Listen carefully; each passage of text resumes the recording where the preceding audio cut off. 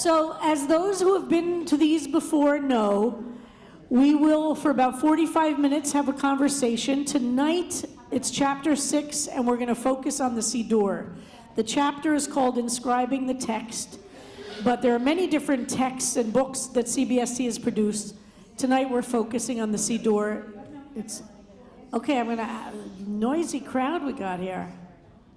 People. What? I got you stirred up. So we're talking about the CBST Siddur tonight, and we're going to focus on a little bit of the history and what you have in your hands. And for our 50th anniversary and looking back, certainly one of the great accomplishments of CBST has been the deeply rich prayer life that we as a community have had. And I don't mean what's expressed only in this book, but the history of that prayer life. So, Jack, I'm wondering if you would explain what this booklet is that I have here. Do you want to? Yeah, you have a mic too. Oh, here's a third.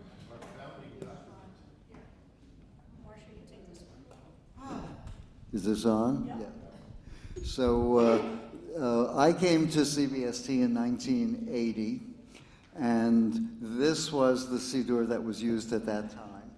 And it's a compilation of pages copied from other sources or pasted together from pages copied from other sources. And I come from an Orthodox tradition, and when I walked into CBST and found this as my Siddur, I was a little, I guess so, a little, yes, taken aback by what people were used to pray from. But I grew to love it. It has a lot in it, and it was right for the congregation at that time, and things could be added to it.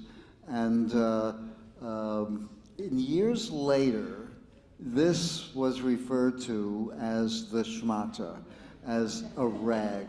Not when we used it then. It really was not. This was a Siddur, and we respected it, and people didn't denigrate it. We were happy to have it, and it spoke to us. It had readings in it that were for our community at that time. Do you want to say anything about specific readings? Because some of them actually we've carried on, but or anything about the liturgy that we use? I don't have a copy of this myself, so I don't remember. There are not many copies of this left. This was given to me by Dick Radvin, and it was his copy, so you can see his name on the inside. And I'll point out a few things so you can see. So you see Dick Radvin's name. You recognize that handwriting for those of us who knew his handwriting so well. So the Siddur, first of all, that existed was did not have a huge Kabbalat Shabbat, but it was very affected by the influence of Reb Pinchas, who came from a Hasidic Bobover, I think, Hasidut, if I remember correctly. I think so. So it had some very unusual things. It wasn't like this was a reform service by any means. And it begins with the Hineni Muchan U'Mezuman L'Kayem Et Mitzvot. And so this prayer to say that I am prepared to do this, very frum. That's not but there was no Kabbalat Shabbat other than there's Lecha Dodi. And then there's this, I just want to read this. Notes on the dance. We welcome the Sabbath bride with dance, as the mystics did in Sfat of old. The Zohar teaches that immediately preceding the Baruch Hu, the Neshama Yetera, or Neshama Yesera, depending on your background, which Jack and I share, having said Neshama Yesera, the additional soul, the Neshama Yetera, the additional soul, comes upon us. Only by making ourselves a proper receptacle will we feel and become aware of this spiritual gift. Our dance then both welcomes the bride and prepares us for spiritual heights. Hasidim used to say that the two Hebrew terms for dance, rikud and machol, also mean straining and forgiveness. As we grab onto one another and hold each other, let us work on straining out of our system jealousy and hatred, and let us forgive those who have wronged us. Let us rejoice with one another in the presence of the Sabbath bride and in the presence of the Shekhinah. That's so moving. A feature of our Shabbat evening service for many years was at the end of Lecha Dodi, somebody would go to a closet in the back of the sanctuary and turn on a a record player that would broadcast music into the sanctuary, and somebody would start a dance movement through the rows, and people would join, and there would be this dance snaking around the entire sanctuary for some minutes after the end of Lecha Dodi. So it was actually a very nice thing that we did for years until there were just too many people sitting there. It didn't work anymore logistically, but it was a nice thing to do. But I think it's significant to acknowledge that CBST's roots, which makes one of the ways that CBST is really distinguished from other LGBT synagogues, had a very deep Jewish traditional practice and very deep Jewish traditional congregants. So Reb Pinchas was not a rabbi, and he was a volunteer. But it wasn't just him, and that's really important to know for CBST. And a great example, obviously, is sitting right with us tonight, Jack Greenberg, who, as he said, is from an Orthodox background and was the chair of CBST's Ritual Committee for 15 years? Yes, more than 15. So, Jack, do you want to talk a little bit about the move from this Siddur to the next CBST Siddur, which is, this is an example of the next generation, which was published in 1981. I did mention at the Shavuot Tikkun that there was a Siddur which was rejected, which is that controversy. But we don't have to go into that. That was the third step before. A little bit of that time. So we were maturing as a congregation. It was felt that we should have a complete Friday night Siddur of our own that was not just pages stuck from somewhere, but that was a nicely bound printed volume that had a complete traditional service in it with a lot of extra readings that spoke to our congregation. And so there's a full Ashkenazi Shabbat Ma'ariv service in there. We didn't necessarily do every prayer. At a service, we might do some in English, some in Hebrew, some responsive readings, some congregational readings, but it was a very full service that we were always accused of having an Orthodox service. It wasn't so, really it wasn't. But it was much more traditional, certainly than any of the other LGBT congregations were having. And we wanted a Siddur that would reflect that, and at the same time would reflect the direction in which we were going. We didn't want to use the translations that were in other Siddurim because they were very, the language was archaic, the language was very masculine in terms of how the religion viewed God and how the religion viewed the Jewish people, and we wanted to have a feminist sensibility introduced into our liturgy, and to have, where possible, neutral gender language for the Jewish people, for God, to take away some of the militarism that's in the service and that's in our tradition. And so a committee was formed, 3 people in the congregation. Can I mention who? It was Yehuda Berger, Mark Bieber, and David Krause, who were 3 longtime active members. And they worked on producing this Siddur. They had an understanding of the congregation and what would be acceptable to the congregation, and produced something in a style that became CBST style. People really accepted that Siddur. Now, we didn't get permission for all the things that we used from other places, which was an ongoing issue. We always thought we're going to be raided one day. All these Siddurim will be taken away. So we knew that this was temporary. We'd have to do something else later.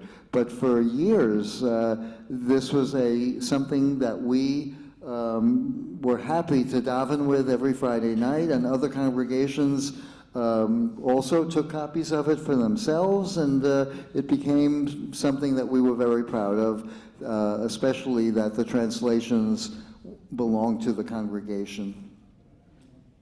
So now we're going to zoom ahead to 1997, when I joined CBST, as everyone knows, in 1992, And in the discussions in the ritual committee and the religious committee, we talked about the idea of updating the Siddur. That was what we just thought it was a matter of getting permissions, introducing new things, and we understood we would keep the name of the Siddur from 1981, which is called B'chol Levavcha, with all your heart. So you see that the name of this Siddur is Siddur B'chol Levavcha. So it's we see it as a deeply in the continuity of CBST Siddur, not a break, but the next step. So it shares the same name. And we also, but let's talk about a little bit of the process, which is Jack and I and other people in the congregation. You want to describe some of the process of getting input from congregants about what they...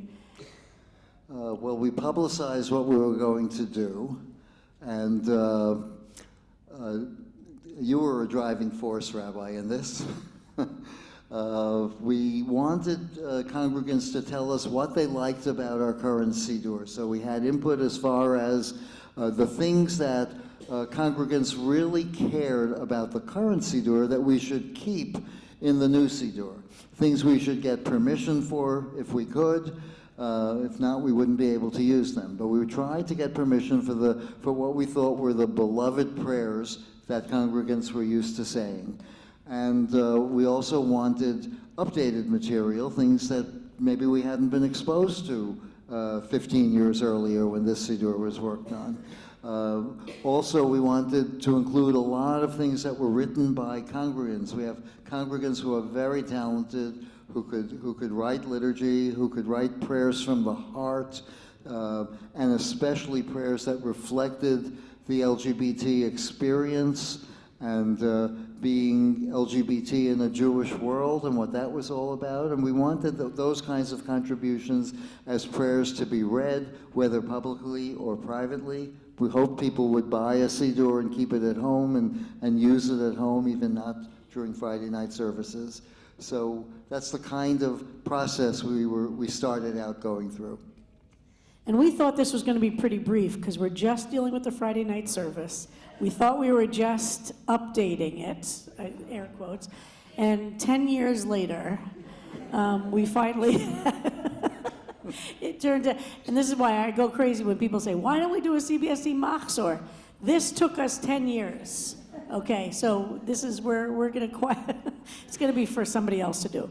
But talk a little bit about the process that we went through, and then then Marsha's going to tell us a little bit about how we made it look like this. It's a huge step.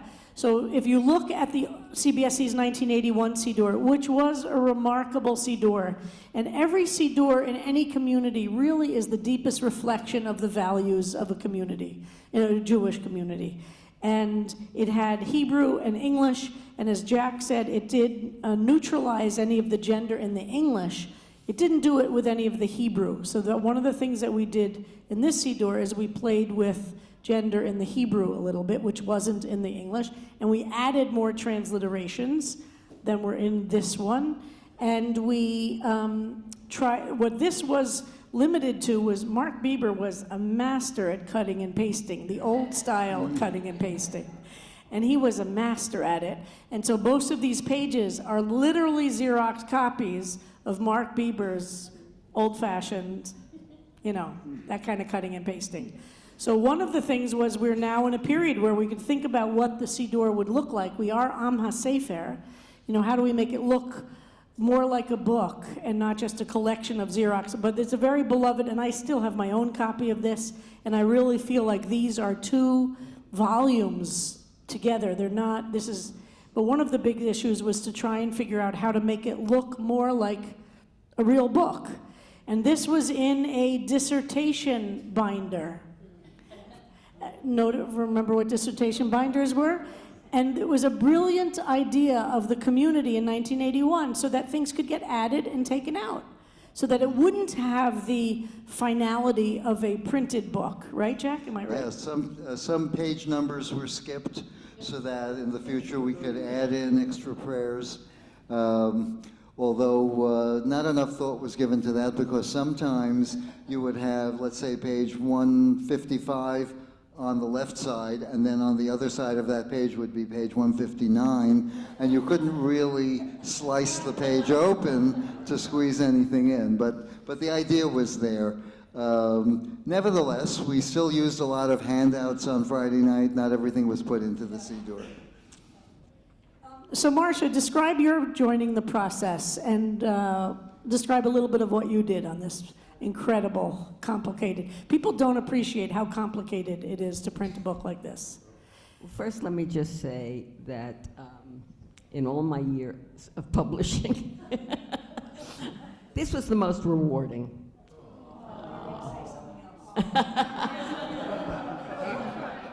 No, let's face it, I didn't get a nickel.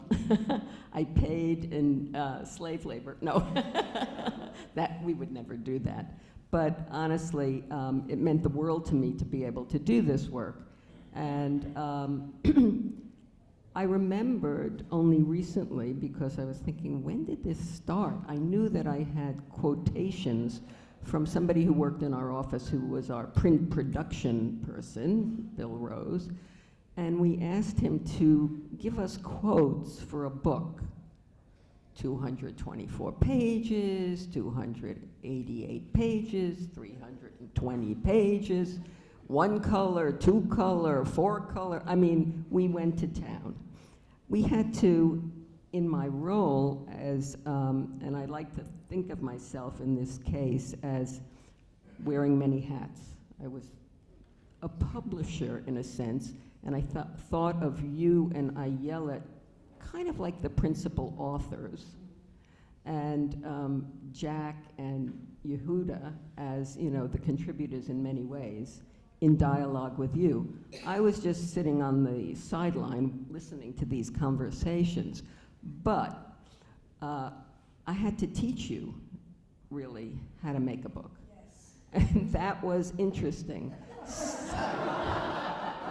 Oh, why are they laughing? Anyway, it's a process, and there's a sequence of steps, and so one thing was to put together a budget, and you know, pie in the sky. You don't know what's going to be in this book. We knew the basics, but we didn't know a lot more, and I think we estimated on 320 pages, which is where we ended up, and with lots of contingency built in, I came up with a budget of $50,000. Now, what did that include? That included 2 elements, which I know you always love to hear about, Rabbi. God only knows why. But there are 2 parts to the budgeting process on a book. There's what we call the plant. Those are all the non-recurring costs. So you pay a designer once, you pay a copy editor once, you pay permissions once in this case. Maybe you can, you know, sort of work it out so that you don't have to pay for reprints. Things like that, and the typesetting, the layout, and that was the budget. That's the plant. The P and B is the paper printing and binding. Paper printing and binding. Closer? No, further. Better? Worse? Tilt the microphone, Barbara said. That's it. This way? Yes. Ah, magic. Okay, so yeah, the paper printing and binding, those things are variables, right? Depends on how many pages, how many copies, what kind of paper you purchase for the book, so many things, all right? So you break out the quotes that way, and you come up with a unit price. And if you were in publishing that price, you would put together a unit price, which would reflect then a cover price. And Sabrina's shaking her head. But in this case, that was not something we needed to do. We just needed to know how much money we needed to raise. So that was the task. And when I came up with the 50, I think we thought we could do it. And, you know, we did raise money, and we had a very generous donation by Phyllis Dicker in memory of her partner. And did I say Phyllis? I'm sorry. Phyllis and Peggy and Peggy. Yeah, in honor of, in memory of Peggy Straub and her parents. Yeah, So right, that was, exactly. That It's was a on- major contribution that made this book possible. Okay. The other parts of the cost. But hold on, Marcia. I just want to say, when Marcia says this, for those of us who are not in book publishing, which was Ayelet and me and Jack and everybody else involved, meant Marcia would bring in multiple different versions of paper. We had to pick which kind of paper this was going to get printed on. And everything has a cost impact, right? But I wanted really nice paper, and also paper that you don't see through. And what is the typeface? What font do you use for the Hebrew? What font do you use for the English? Do you make a decision about italics versus bold and size? And Well, that's working with a designer. So let me just say. Every decision was overwhelming for some of us. The designer, the next thing the designer does, and we hired somebody, Dolly Mirren, who happened to live in the West Village, very convenient. We gave her representative pages of the book. Show me what the table of contents is going to look like.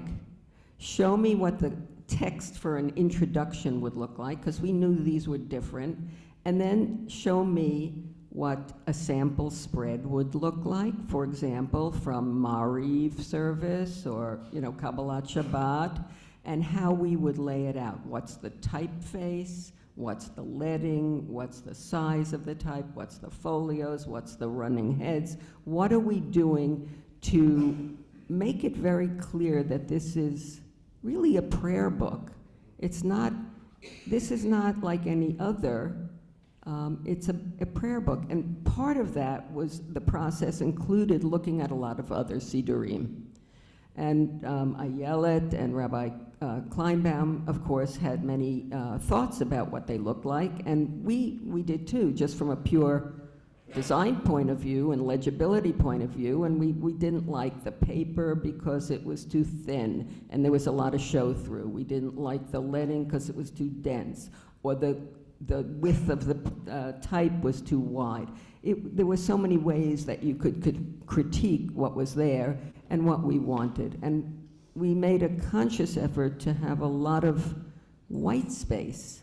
We wanted people to be able to stay on the page and resonate with what's there and see it, and not just like go through the prayers, not rush through it all. Like, okay, now we're going to do service.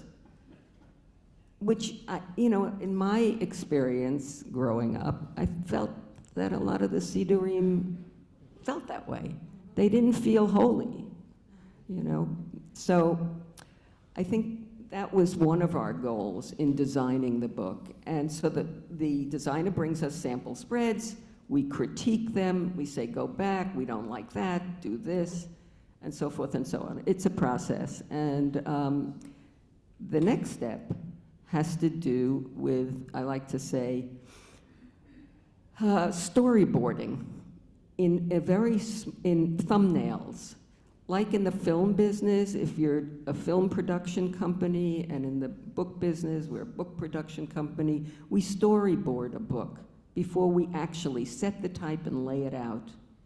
We have to assign pages, right, to see where we land. And we know that we don't want start on one page and end on, 3 pages. We wanted to really create everything in spreads so that the prayer was on one side, the transliteration that Jack masterfully did, and then the translation on the left-hand side with accommodation for all the other elements that we needed on the page. I have to say, Jack is a master of so many things. And I couldn't hire proofreaders to do what he did. And every iteration, because once the book was laid out once and we critiqued it and moved things around and changed our mind about a million things, and then we relaid it out and critiqued it, and then relaid it out. You don't usually do 3 dummies for a book, or 4 or 5, I don't know, but it was endless, it seemed. It was about 2 years worth of dummies. And Jack painstakingly looked at every prayer, and I have to say, every nikudot, every trope, wherever we included them, didn't pass him by. Now, you know, that you couldn't buy that kind of skill, but this man really nailed it. We had, because typesetting it was a challenge. Things were flying around when we were. Sometimes when a change would get made, there would be bizarre things happening Right. on many other pages. You'd make one change, and sometimes letters would change in the Hebrew typeface. So Jack had to reread every single letter, and there would be these bizarre. It was a nightmare. It was like a gremlin got in there. Quite a challenge. Quite a challenge. And for example, what do you think were the hardest pages in the book to typeset? I didn't catch what you said. Oh. I'm sorry. What was the hardest page to typeset?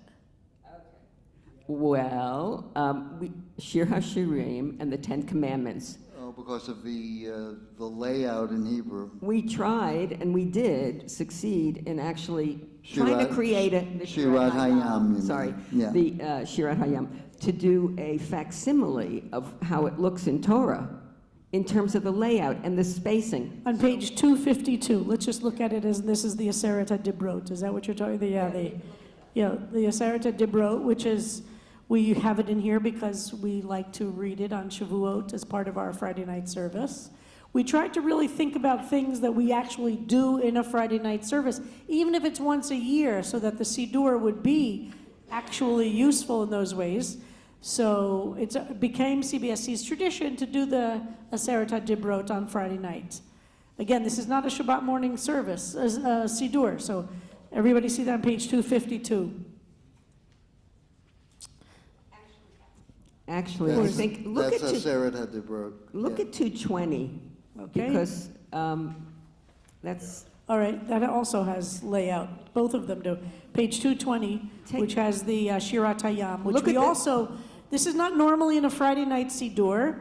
This is an example of CBST's tradition is to do Shirat Hayam for Shabbat Shira, Parshat B'Shalach, on Friday night. Normally it's done Shabbat morning. But this is an example of, we're traditional, but we change things, but we wanted it reflected in the Siddur itself. You want to talk about this typeface? So this is laid out to mimic the way it appears in the Torah in sort of an overlaid brick format, where you might have 2 bricks above 3 bricks above 2 bricks. So there are phrases that support that format, and this is laid out just exactly that way. If you saw an open Torah, where you would see the calligraphy of a Torah without any vowels or trope marks, that's how it would look. It doesn't have to be that way. We could have just put it as one paragraph, but we wanted to have the appreciation of the way it looks in the Torah.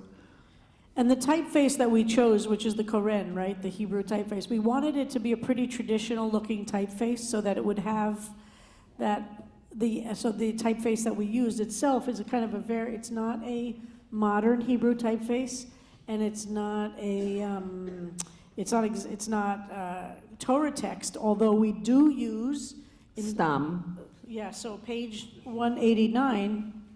So you'll see we use and Shema too, but hold on, page 189, where we quote Achat Sha'alti from the Psalm 27, we actually have that in Torah font. And there are a few places where we're quoting something that we want for particular emphasis. And of course, Achat Sha'alti as one pasuk from the Psalm is very meaningful to our community. So there it is printed in actually Torah text.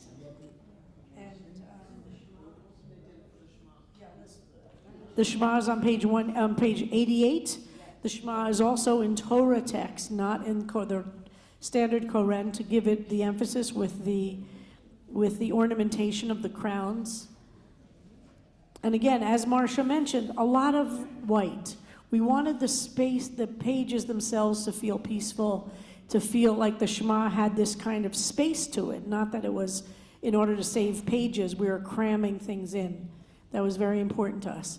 I want to point out, if we look at page 98 and 99, I think this is a good example, Marcia and Jack, if you want to look at this layout for Hashkivenu, these 2 pages, you can see a lot of elements to what we were trying to do. Do you want to talk about the different pieces? Yeah, well, you can see basically this is a very full page spread, very full. So the Hashkivenu prayer on the right, obviously, and with some of the larger words, like we did the first word of each prayer in right, larger. we would enlarge and bolden, you know. See where it says the initial. Hashkivenu in the Hebrew, because that's the name of the prayer, how to find it. And then the transliteration was going to be in a italic face. And then the below the line, which these are more commentaries, right? Yes. We decided to separate them from the prayers with just a very thin rule. Nothing complicated, no fancy dingbats or whatever, just a simple rule. And one of the challenges that we found, and we looked at a lot of other Sidurim, is how to have commentary so to make things accessible, especially for people who might not have a background or there's something very unique. But some of the Sidurim we looked at had so much commentary, they felt like they were textbooks about prayer rather than a prayer book. And so we made the decision to have some commentary, but pretty light on the commentary. We're very judicious. Correct. And whether we made the right calls each time, I don't know. Yeah. So on the left side, on top, we have a more literal translation, not totally literal, because we worked with gender and we worked with some of the imagery, but more or less line by line you could match it up with what's in Hebrew. And below that we have a reading, sometimes one that we got from someplace else, sometimes one that was written by a congregant, sometimes a poem, something that was written by a published poet or author that we included, that had something of the theme of the Hebrew prayer that was on the right side of the page. And subsequent pages would have more of that, and so somebody leading a service would have choices as to what to read. Somebody who was praying privately while the service was going on could look through and decide, I'm going to read this prayer instead of what they're actually saying. So it gave people a chance to have a personal experience in the service. Marcia, would you explain the pilot edition? Or the Sure. dingbat? I want the dingbat. I never knew what a dingbat was. What is it called? A wingbat? A dingbat? What's Yeah, it that's called? the little thing in the center of the... So look on page 99. We looked at many different examples of these, by the way. This was a big decision. These are the called rabbi dingbats? really What are thought these? hard and long about I this. think this is called a dingbat, right? You could call it a dingbat. So that little thing is a dingbat. A dingbat. Wingding. But we spent a lot of time figuring out which shape it was going to be. The rabbi spent a lot of time. It made me crazy. It made me crazy.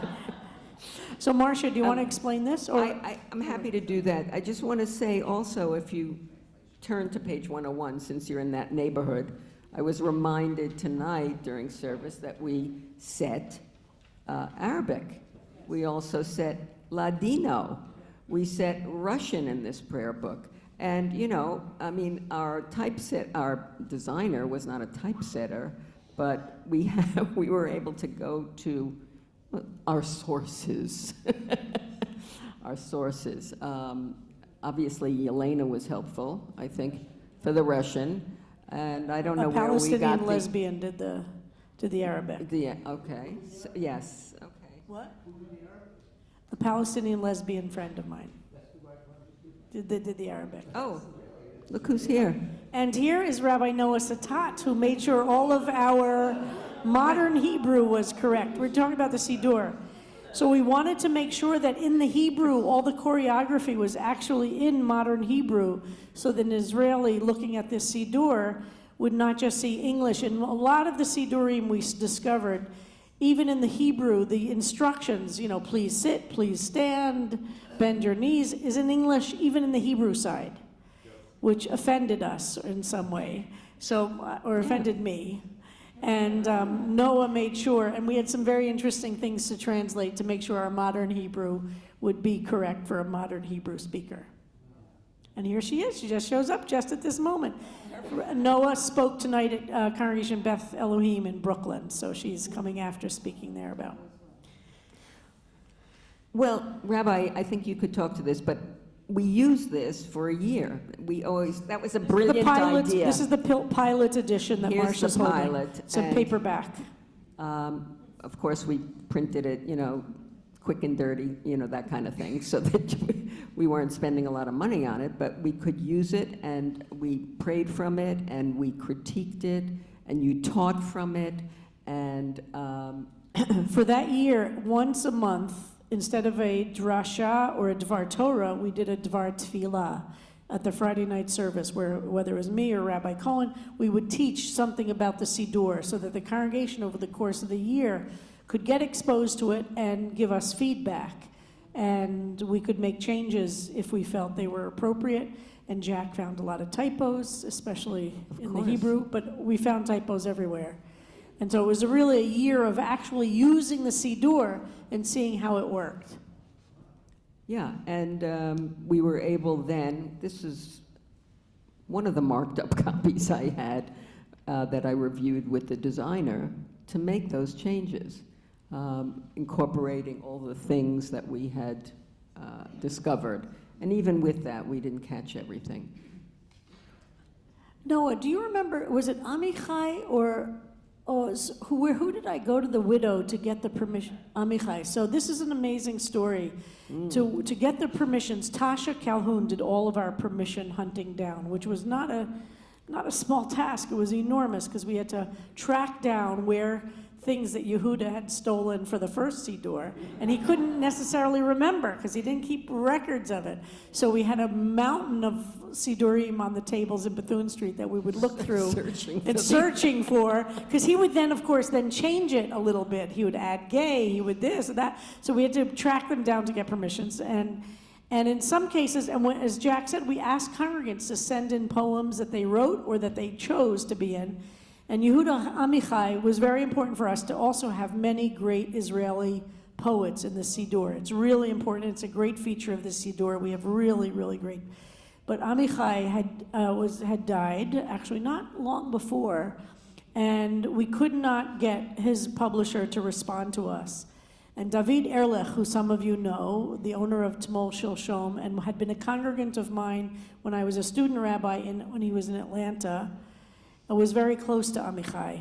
This is what Israel is like. And in fact, when Tmol Shilshom, his great cafe, which if you've been on a CBST trip, we always do meals there, Amichai read his poetry at the opening of this cafe, which is a literary center in Jerusalem.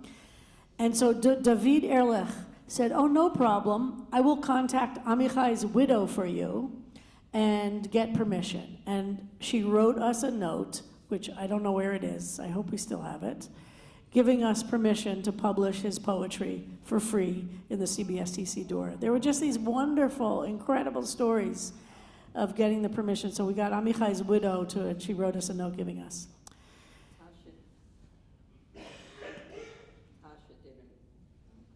Yes? Yeah. Tasha did an amazing job. It was, in any publishing house, you'd have a permissions department. She was our permissions department. And this is on top of everything else we were doing at CBST. We were doing I this Siddur. forgot that, Rabbi. Mostly you and Rabbi Cohn, who was running the synagogue at that point. So, yeah. I should say Rabbi Cohen would have been here tonight, but her twins are having their B'nai Mitzvah tomorrow morning. So this turned out not to be a great Friday night for her to participate. But we'll try and get her for another one just to talk. But she was, she is really the liturgist. She's a genius as a liturgist, and it's really her liturgy, her writing, and also her vision that so much of the Siddur is. So let's open it up to questions, and then if you guys have other thoughts about the experience, that would be great. Michael Levine. Michael, you have to use, because otherwise people don't. Hello everyone. Mine is not a question, mine is a compliment. I can remember so many evenings at CVST at Bethune Street when I would come to a board of directors meeting or a committee meeting, and as I would walk into the main sanctuary where the committee meeting was held, I would see this small coterie of people, the committee, working on the Siddur. And this went on for a long time. And 10 years. And I couldn't believe the patience this group had.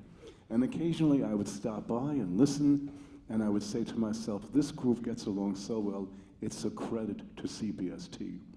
When the Siddur was finally published, that was the proof that the magic that this committee put together worked for all of us then, and still works for us now. Thank you all very much for all the effort you put into this. It really shows.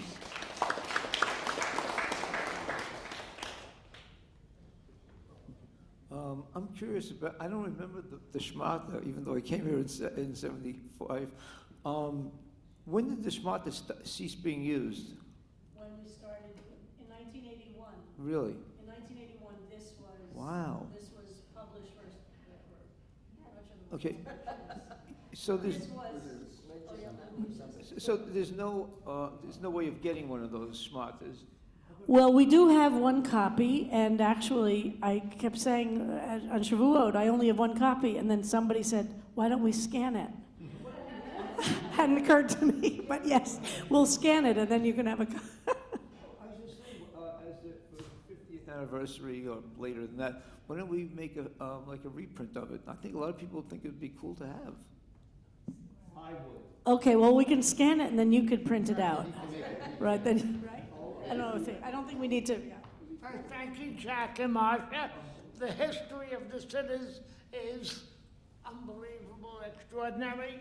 What I'm wondering is why does our present sitter from 2007 mention the 1981 sitter, but not the Shmata Seder? It mentions on the bottom of the page.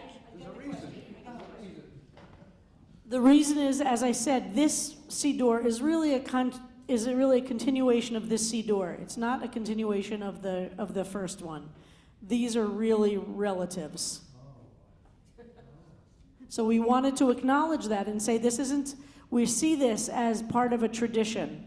But yes, that was the first one, but it's not really reflected in this.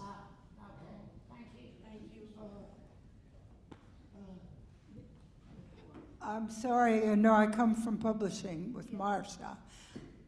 Who printed this? Did you go to Mechanicals and then how did you get this printed? Adobe InDesign C2 version. That's how long ago this was. It was we used it in our business, but it was a word processing page layout. Adobe InDesign was a page layout program. So you delivered a digital file to the printer, and they. It could have been any printer.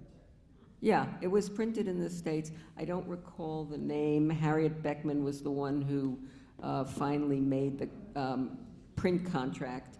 I want to also point out on the copyright page that we made every effort and succeeded in making sure that the paper was certified sourcing. In other words, it wasn't, it was sustainably, it was a paper manufacturer, excuse me, that paid for the planting of trees to replace the trees that were used, not just in this Siddur, but in, in the books that they, not in the books, yeah, in the books that they supplied the paper for. So that was important to us. And Liz Galst was very happy, as were we. I want to say something else. Look on the inside cover. Do you have a book plate inside yours? It's still possible. We have books that don't have a book plate. Chair of the Development Committee, I just want you to notice that I'm saying this. It's like I just got this tonight when I picked up a book from there, And this book has been generously donated by Josephine Kleinbaum in memory of Rose B. Levy, my grandmother. How moving is that? You could do this. We still have books that need book plates. It's a beautiful way to honor somebody who's alive or somebody whose memory you want to remember. And then you pick them up. And Rick often does this, is that he'll pick up a book and hand deliver it to the person. You did it. So it's very moving. So consider doing this as a way. It's really beautiful.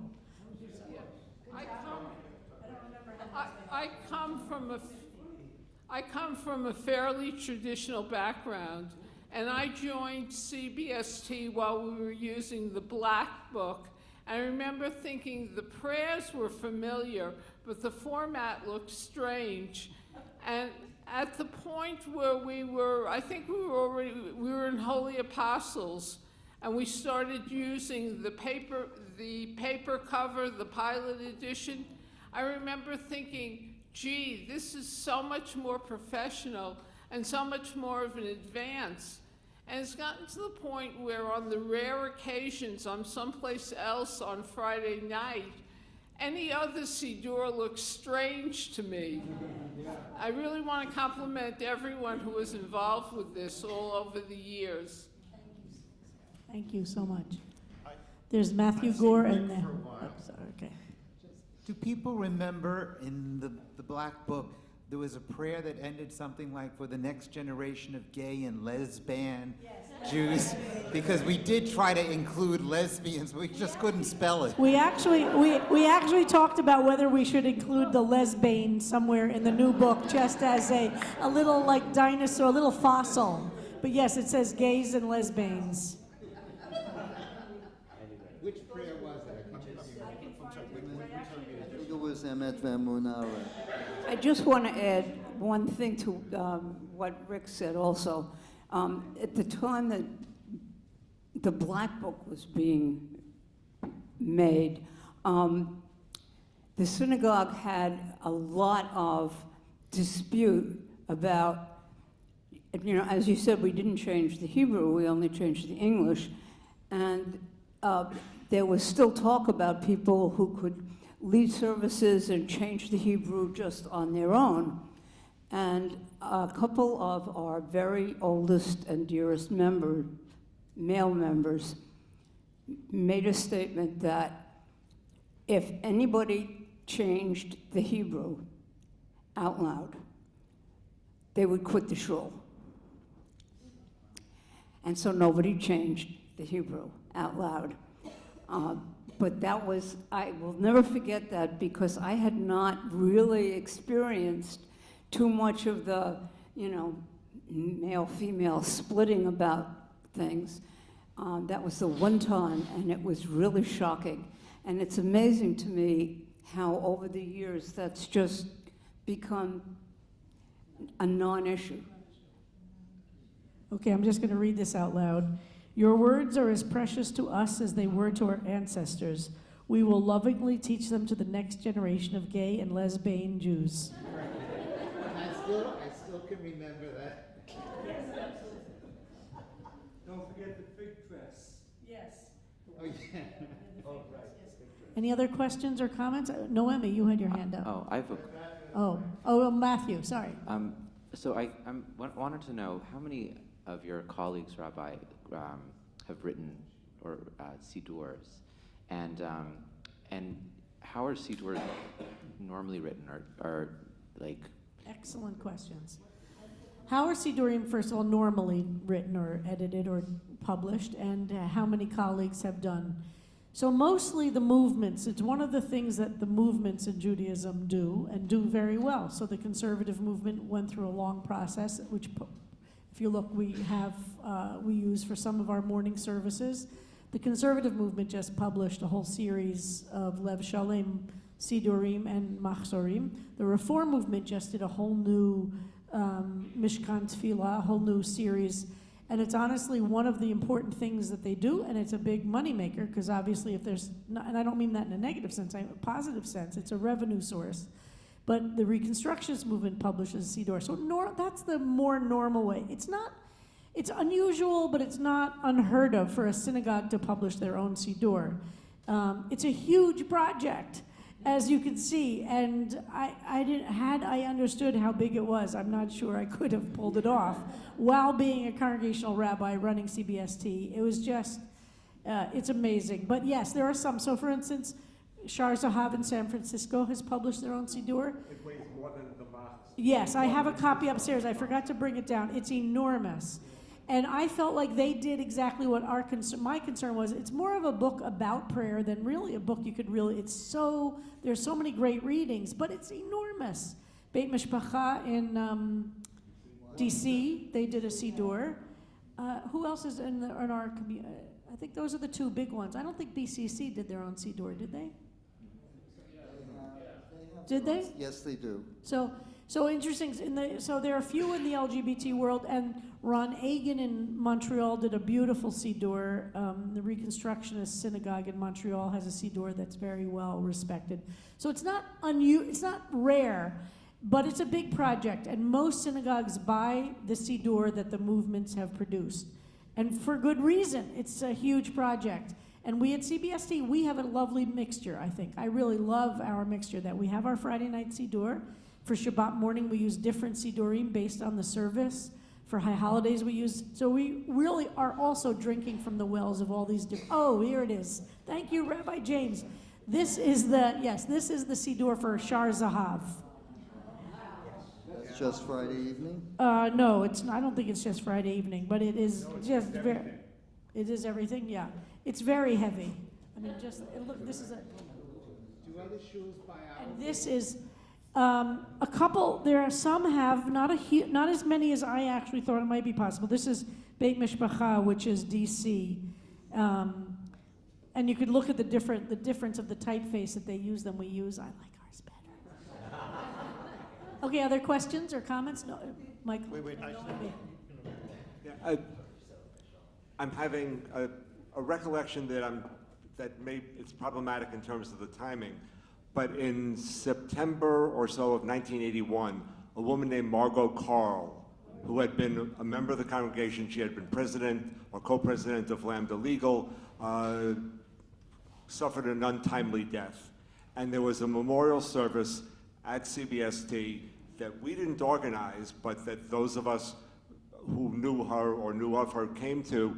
And it was led by women, I think largely by Kristen Booth Glenn, who became dean at CUNY Law School and was surrogate judge in Manhattan. And what was notable about it was that the English was degenderized.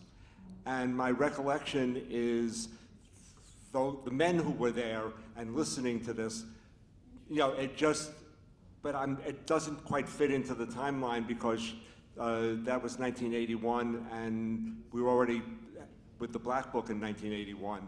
But I know that the men who were there talked about it and were really very impressed, and because it hadn't dawned on us that you could do that with the English, and how good it sounded and how appropriate it sounded for our congregation.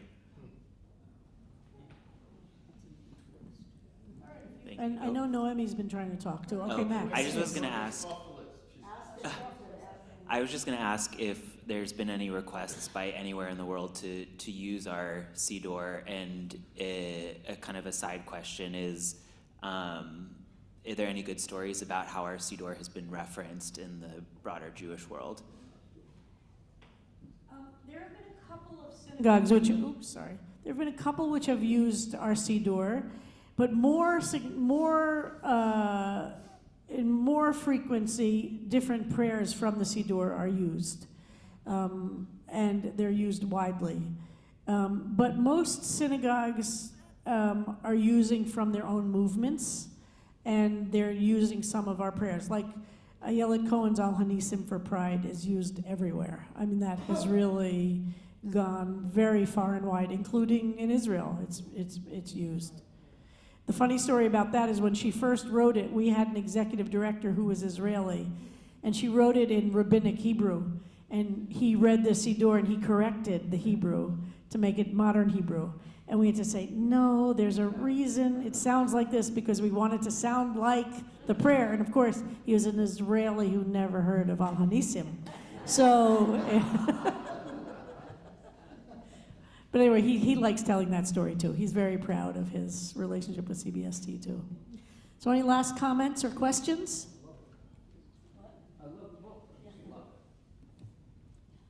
Rabbi, do you remember if the shmatas were given to congregants as souvenirs, so to speak, once we went to the paperback sitter? The reason I ask is that I came across a copy in my apartment. I thought, where did I get this? I didn't come to CBST until... The black one was given out. Okay, the black one was given out. We definitely gave out the black ones. Anybody who wanted one could take the black one and then, yes. I don't remember doing that with this. I don't remember what happened at that time. But we did do it with the black dissertation binder, Sidur. The original B'chol Avavcha, yes. No. Well, we thought blue also would be kind of in the history. Blue is a very Jewish color, and we liked blue, right? Isn't that what we liked blue. We liked the silver on the blue. I don't know, why did we do the blue? We liked the blue. But I want to say something also about Marcia. She had to be very patient with us because none of us have ever published a book. And also she was so insistent on taking the time to get stuff right. I would get so frustrated. Oh my God, can't we just move this thing along? And Marcia would stop us and say, no, we're going to do it until it's right, because once it's published, it's our book. So I remember, for instance, I was very unhappy with the original translation we had for the Aseret at Dibrot. Do you remember this? And we were already, I don't remember if the old translation was in the pilot or it was before we did the pilot. But it was like we were just about done with it. And I was just saying to her, I just don't like it, but we don't have time. Let's just, done is good, you know. And she said, nope, we got to get it till you feel comfortable with that translation. And do you remember that? I remember Ayelet and I sitting with you, and you watched us, and she and I argued and debated, and we got a translation we were happy with. And just slowing it down enough to that, so make sure everything in that book is something that we feel good about. Did you wind up with 10, Rabbi? You know, I wound up with 33, Jack. And Regina. Yes, very interesting to hear that statement about dance, because dance was really important in those early services. The snake dance that Jack talks about, and very often Israeli dances, led by Art Strickler and David Carey and some of those early leaders.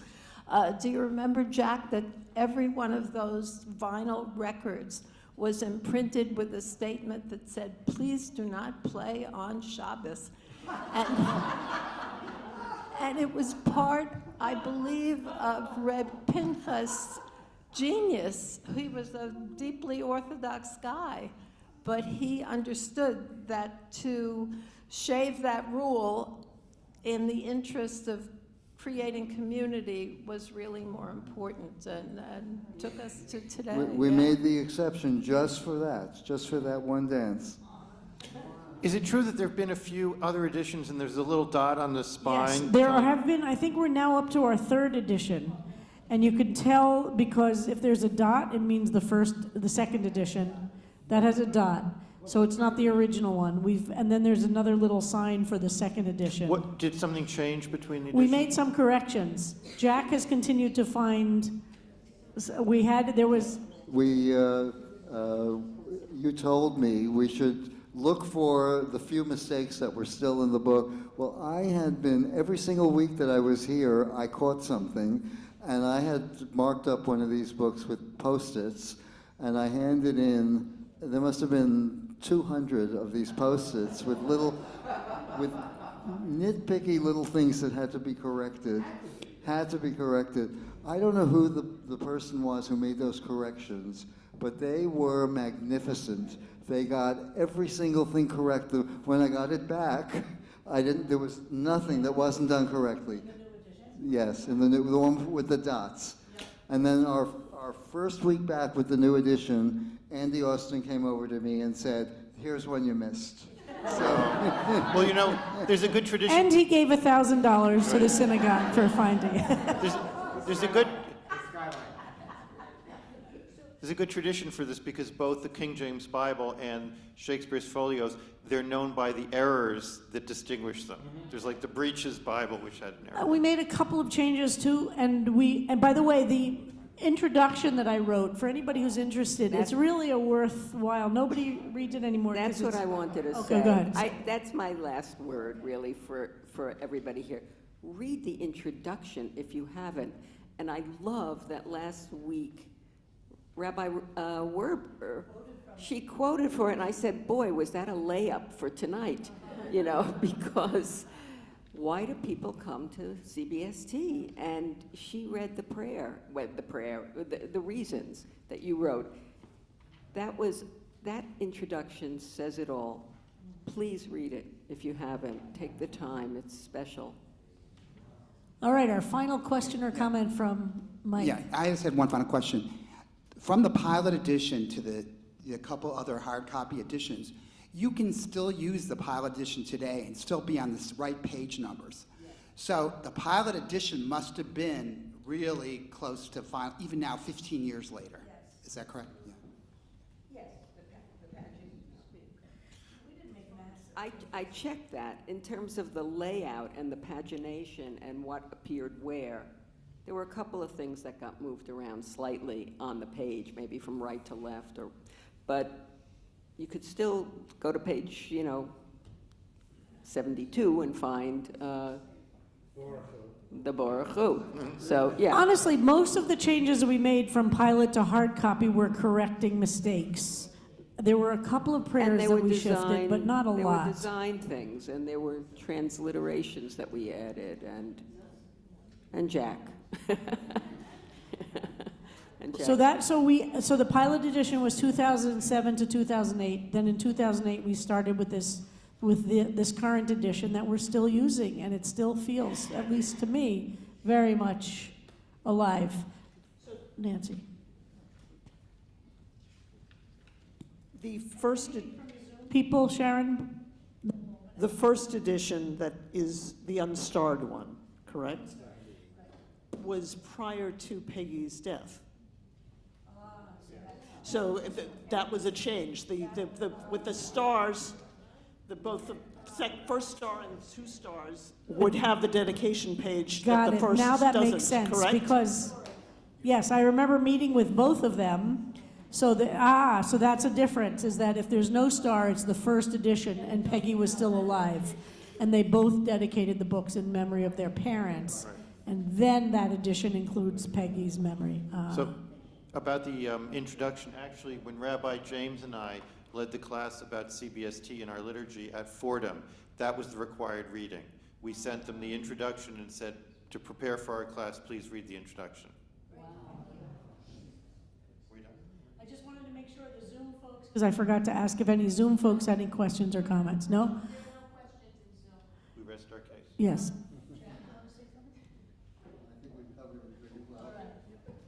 Thank you to Jack Greenberg and Marcia Melnick, and to all of you for praying with this magnificent book. Shabbat Shalom.